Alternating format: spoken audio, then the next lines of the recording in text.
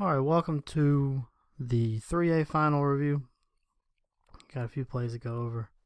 Overall, pretty well officiated game. Alright, so we're going to start with a play that we had a few of these in our training videos throughout the year. Aiding a runner. So we're just going to look at that from, here's a closer angle. Far away angle, you can't really see it.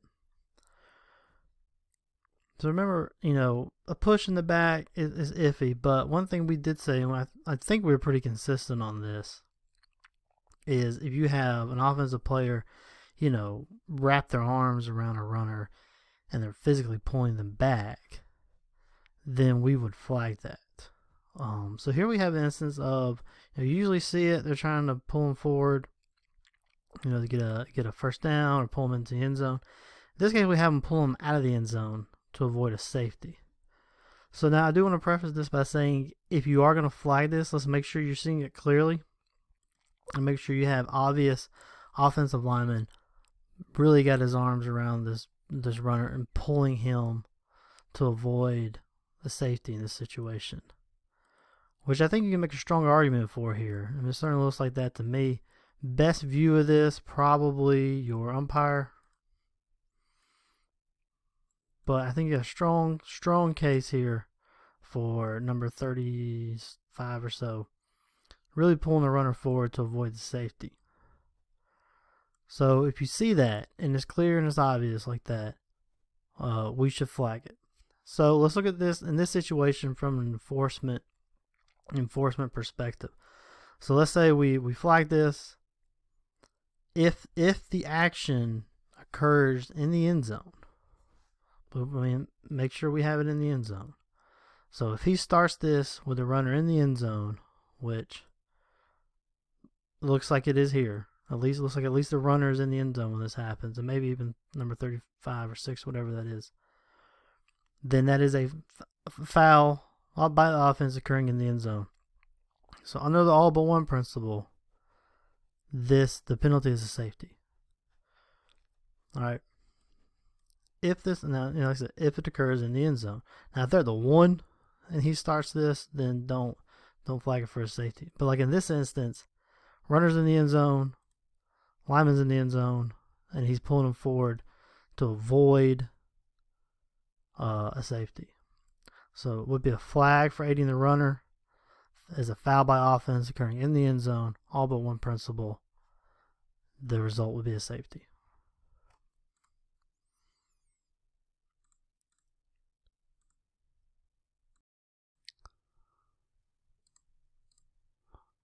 So let's watch the left guard.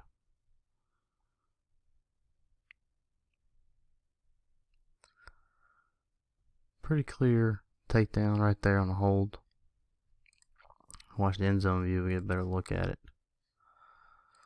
Just gonna shrug that guy off. Just kind of wrap around, pull that guy out right at the point of attack.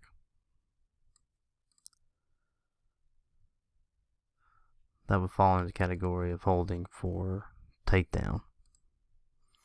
And again, try the point of attack. So the running back's running right at that hole. He just slows him down. So that would be a holding for takedown.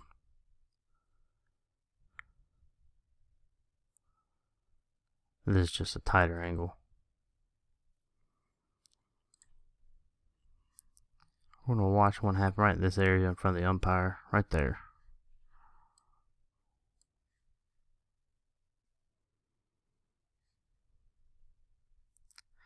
Even in the open field like that, on a punt, you still want to call that. Because it takes him out. On a punt, open field, you're still going to call that, even though it's not a quote-unquote point of attack. That's one of those everyone can see out in the open. So, call that one.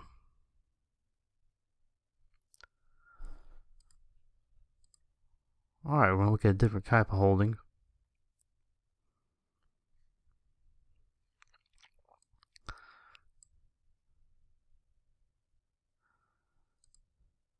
This would just be pass interference because the ball's in the air. And even if he starts holding him before the ball leaves the quarterback's hand, at that point you would have holding if he's got a hold on him right there. Unless that ball's in the air, if the foul continues, then we're gonna have pass interference, which is what we have here.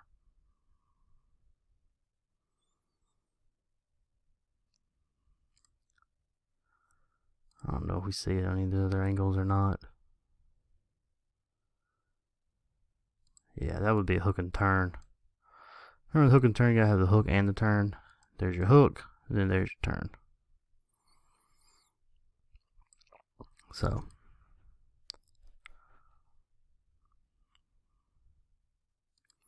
it's another good call for DPI. So he's just gonna ride him and just takes him down. Takes him right out of the play. Interferes his ability to catch the pass. Remember, you gotta always ask yourself, does he prevent the ball from getting to the receiver, or does he prevent the receiver from getting to the ball? In this case, pretty clearly prevents the receiver from getting to the ball.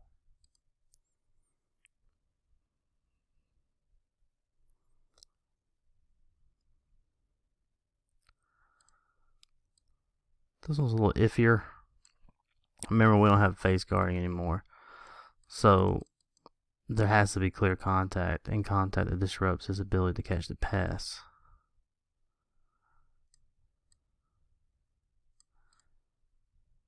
In real time, I don't think it's there.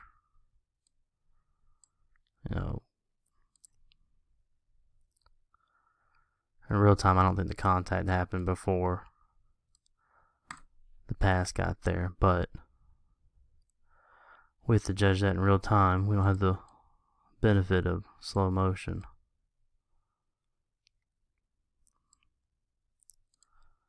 I can see it going either way. But you just have to ask yourself too, is the contact enough to where it really disrupted his ability to catch this pass? And he still gets a hand on it.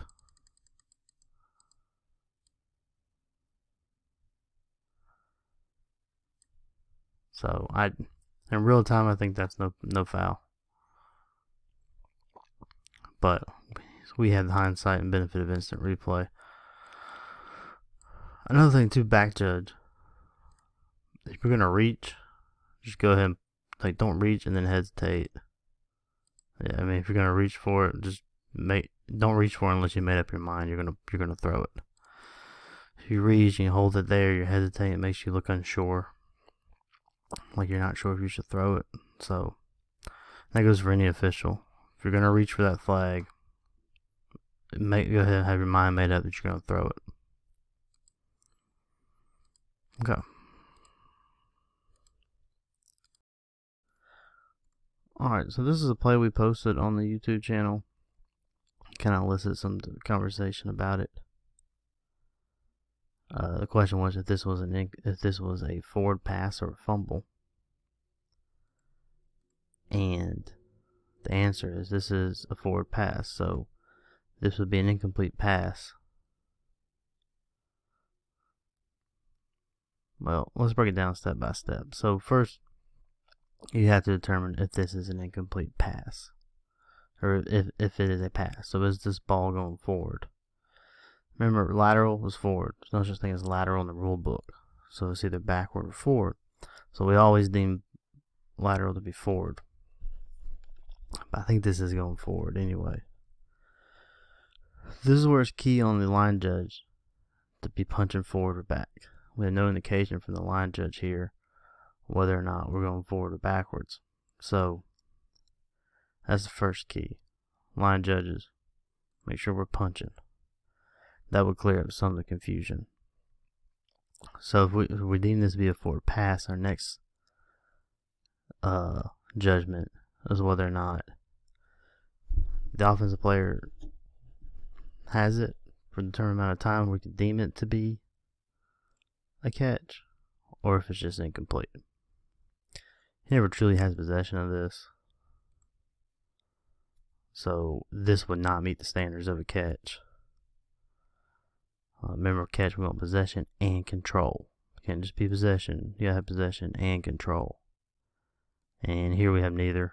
It may be possession, if that. But he never looks like he loses it in the transfer, which is not control. So this would be an incomplete pass. Officiated correctly. And again, this starts with the line judge, making sure we're punching. Referee can't really make a determination here. Not a good angle. It's got to be on the line judge and a crew of 7. So that's why we preach line judges. Make sure you're punching forward or backwards.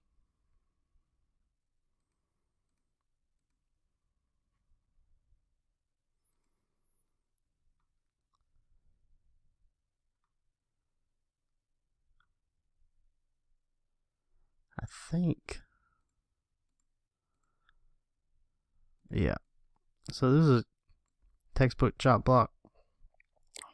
He's going low. The guy's already engaged high. Good call by the umpire there. Like I said, that's textbook chop block. Got a blocker engage the defender high. Another blocker comes in, takes his legs out.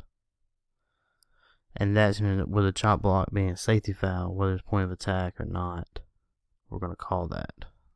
This one's pretty much point of attack anyway, but just future reference. Point of attack or no, we're going to call that.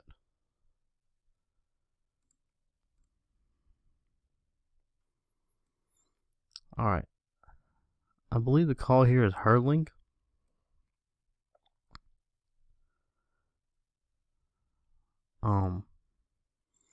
Not sure I'm high on it. He definitely attempts to hurdle. But, I mean, he never really succeeds. But I'm okay with calling it just as a, get the point across. So he definitely tries to. He just failed at it.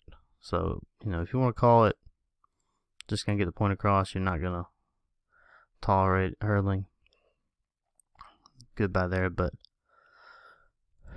textbook wise, that's not really a hurdle.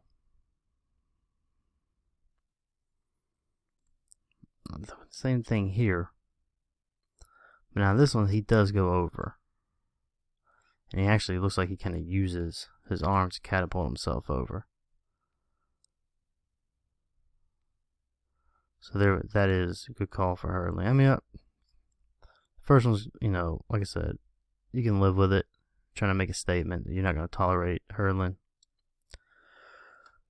But it's like with anything else, we addressed it in one of the YouTube videos 1 or 2 times, and all of a sudden it's called 20 times the next week. Which, we're looking for it more. Most of them is called is there. But, Fed doesn't really give us clear directive on hurdling at our level. But anytime they're going to go over the K player like that, especially like that, when he's using his hands to catapult himself, that's going to be a hurdle.